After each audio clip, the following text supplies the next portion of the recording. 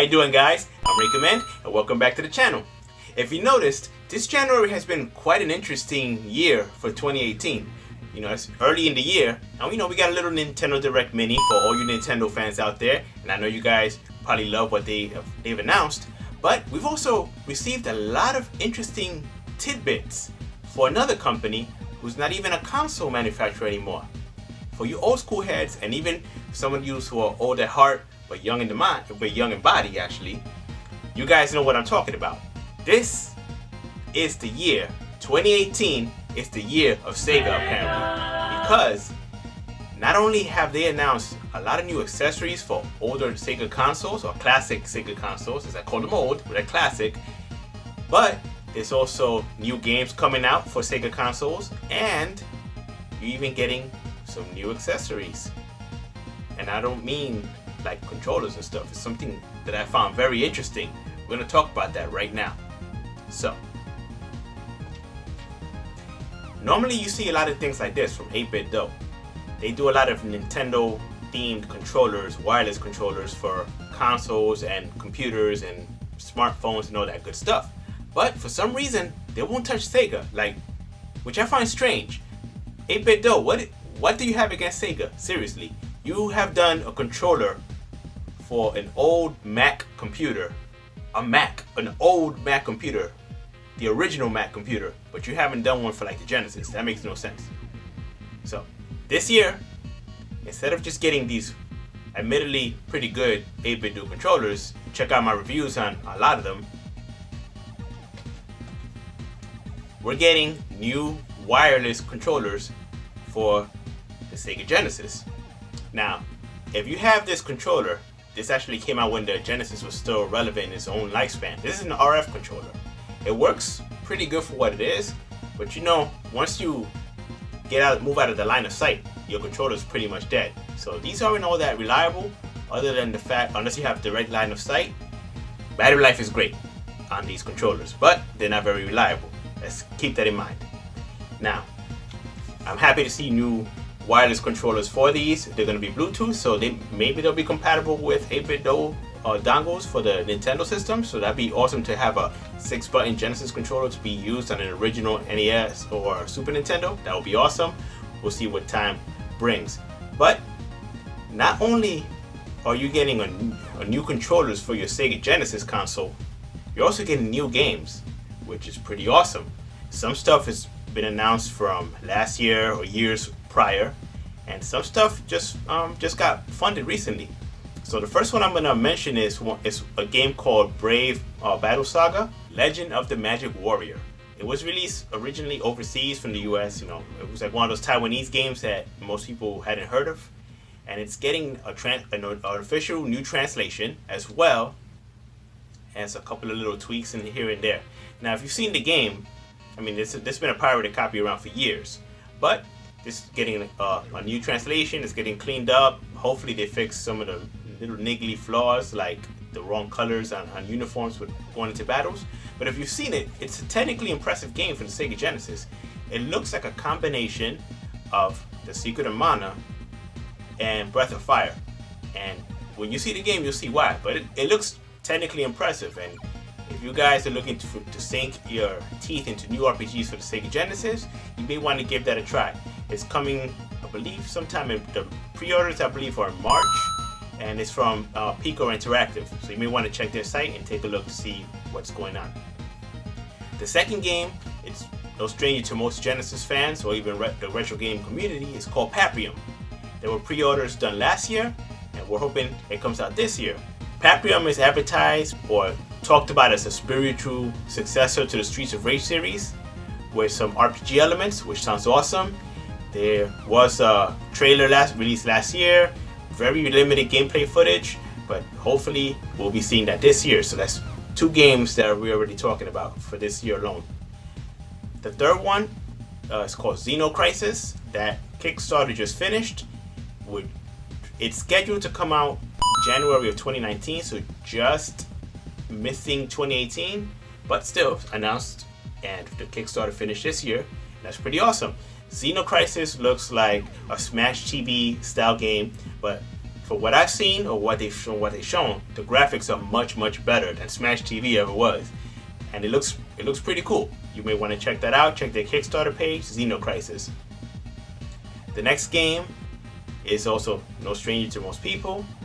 It's going to be called Tanglewood. It looks kind of Metrovania-ish. You got this cute little squirrely looking thing running around. You run around, you solve puzzles, and when you look at it, it looks almost like, kind of reminds me of The Lion King for the Sega Genesis.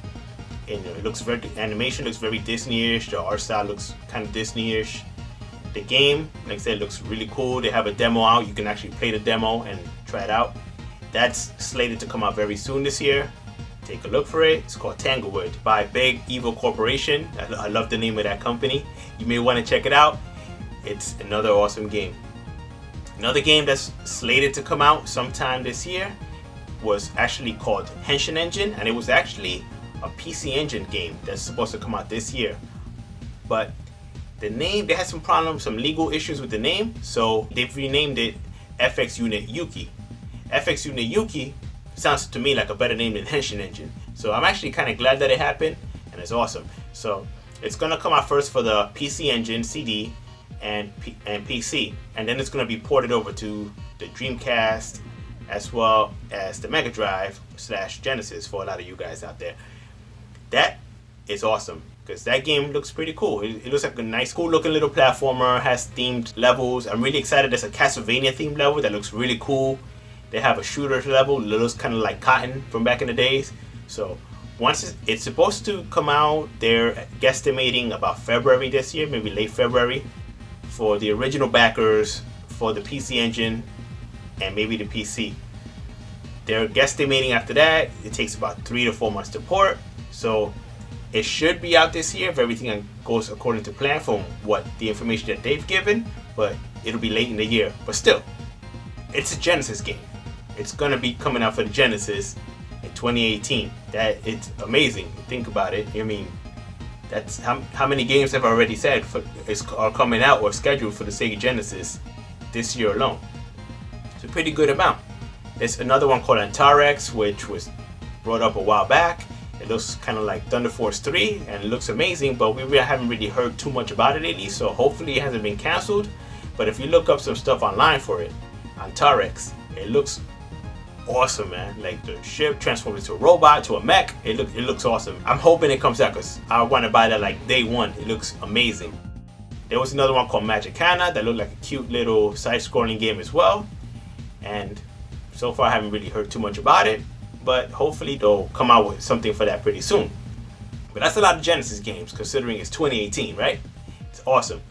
Now let's move on to the next subject. I love the Sega Saturn. The Saturn is going to get wireless controllers as well from Retrobit, and I'm hoping that they live up to the quality of an actual Saturn controller like this one. I love this thing. This is the best 2D controller ever made in my opinion. Like, it feels so good in the hand. It's perfect for fighting games. I mean, you can pull off, if you can't pull off moves with this controller, just give up on fighting games. Like seriously, this is the best fighting controller ever, and I feel like Sega should have continued with this controller for the Dreamcast. Now there was something like it, but it didn't feel the same as this controller. I'm so looking forward to the wireless version of this controller, and I really hope that Retrobit gets the quality right. They're also making a wireless controller for the Dreamcast, which is awesome because, you know, nobody wants to deal with all of this. Seriously, look at this thing.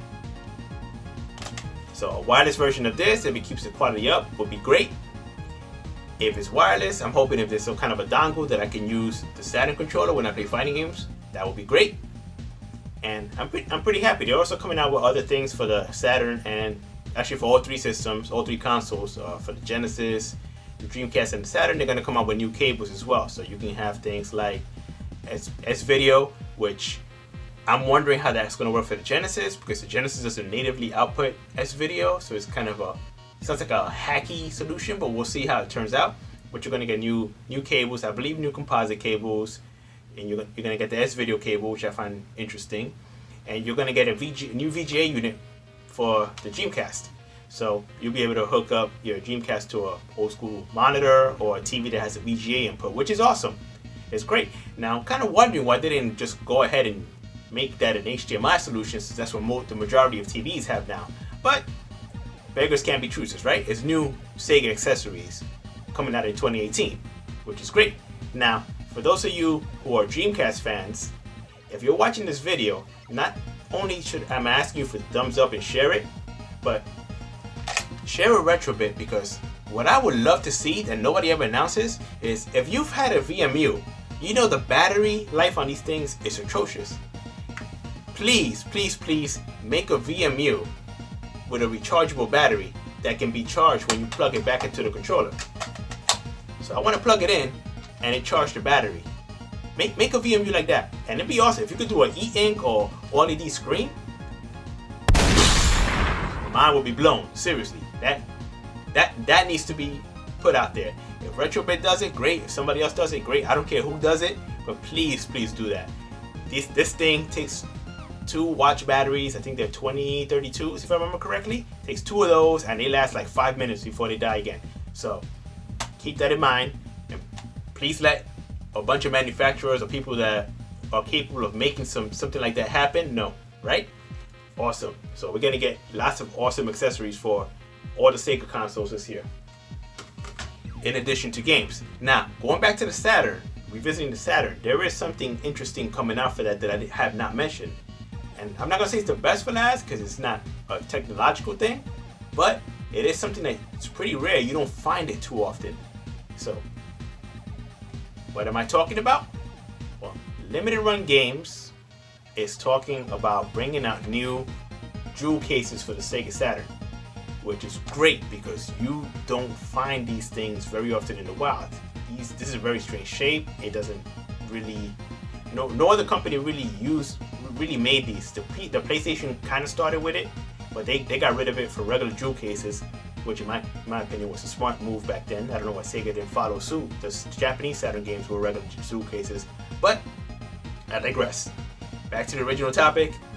Yes, Sega made these, and the problem with these was they were flimsy, really flimsy. For example, I mean, a lot of cases are like this. Even if you took good care of them, I have about 20% of my collection like this. The other 80% works fine, but still, I would love to replace these cases. So, according to Limited Run Games, or Limited Run Josh, if I remember correctly, the new cases are going to be made to spec, so they're going to be exactly the same as these. So that means they'll still be fragile, but I'm sure a lot of us are a little older now. We take better care of our toys, so at least you have the option to replace these with something new. I haven't seen anything about pricing yet, but I'm hoping that they're somewhat, at least reasonably priced, and that's awesome. I can take my Saturn collection and make it look as beautiful as I like again, and that makes me very happy. For me, 2018 apparently is a year of Sega, and I'm hoping to hear more announcements and more awesome things coming out for the Sega Genesis, Saturn, and Dreamcast, as well as new games and things like that, because it's awesome. Nintendo gets a lot of love. Sega, for some reason, or at least classic Sega, for some reason hasn't been getting that love.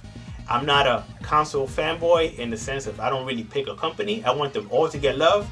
Almost every console has at least 1 or 2 games that are awesome enough to buy the console at this point. Everything. Even if you look at, say, the Atari Lynx, even that has some cool games. Turbo Express, Turbo Graphics, of course. Yeah. Even the Jaguar has some stuff that people love to play, like Raiden or Rayman, things like that. There's always something to play on it. So to see new games for these old consoles makes me very happy. So 2018 is the year of Sega. If you enjoyed this video, I recommend, and don't forget to thumbs up, subscribe, of course hit that bell, because otherwise you won't be informed when I upload videos. And I appreciate you taking the time to come out here and listen to my rambles about awesome new things. All right, you guys take care, and I'll see you next video.